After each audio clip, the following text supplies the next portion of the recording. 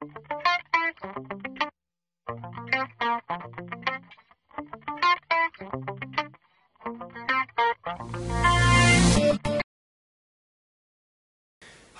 jeg sidder her sammen med Mads Troels Hansen.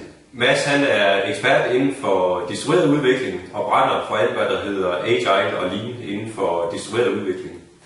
Mads han er udviklingschef hos Fujitsu. Og Mads, vi sad lidt før og snakkede lidt omkring, hvad er vigtigt, når man har med offshore at gøre. Hvad skal der efter din mangeårige erfaring inden for det, hvad skal der være til stede for, at man får succes med offshore? Har du nogle gode råd, du kan give? Det der er vigtigt, først og fremmest, det er at se på det som en helhed.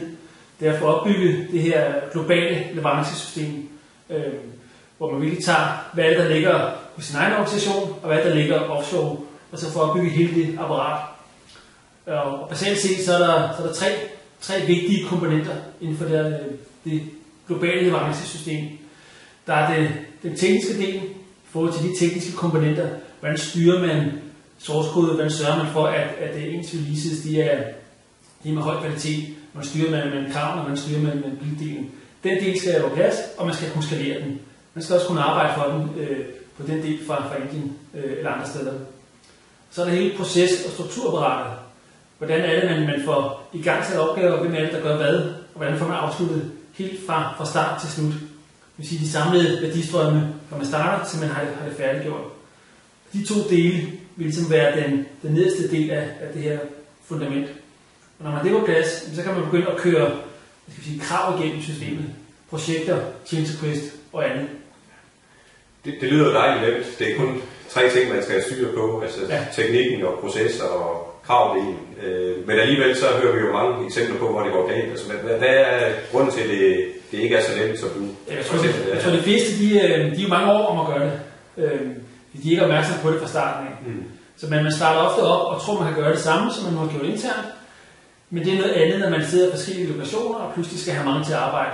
Det stiller nogle andre krav til leverancesystemet. Det stiller også nogle andre krav til forretningssiden eller kundesiden. Så det der er vigtigt, det er at få opbygget det fra starten af, og så få lavet det her minimum setup. Gå ind og lave noget assessment. Hvad er det, man har lige nu af ens tekniske komponenter? Kan man egentlig skalere det?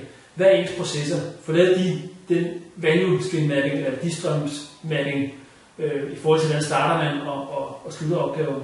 Hvordan arbejder man med krav? Hvordan beskriver man kravene? Hvordan sørger man for, at krav er forstået? For kravene vil ofte være dem, hvor du har nogle overleveringer. Du har noget viden fra en person, som skal gå over i nogle andre.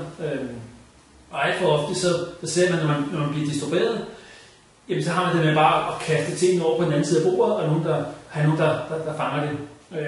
Så sørg for, at forståelsen er indbygget i processen.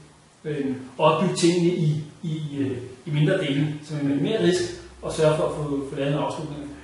Så det vil sige, at man skal sørge for at tænke sig godt om, inden man kaster sig ud i det, og være opmærksom på, at man skal gøre tingene på en anden måde, end man er vant til. Ja, men det behøver ikke være noget til lang tid. Det at få etableret det her, det kan godt gøres på vi lige snakke få uger, måske en måned efter størrelse. Så det at få noget på plads fra starten af, og så hele tiden gå ind og lave nogle justeringer og finde ud af, hvor er det tingene, de har det med at huse op, hvor er det, der er flaskehalse, hvor er det, der er problemer. Så sørg for at have nogle veldefinerede metrikker på det. Desværre meget ofte, så begynder man at måle på nogle områder, som gør, at forskellige teams agerer uhensigtsmæssigt og prøve at optimere det.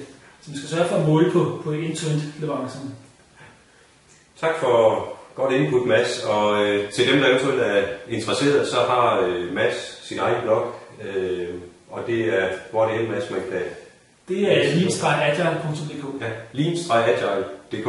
Der er der flere gode råd at hente fra Mads.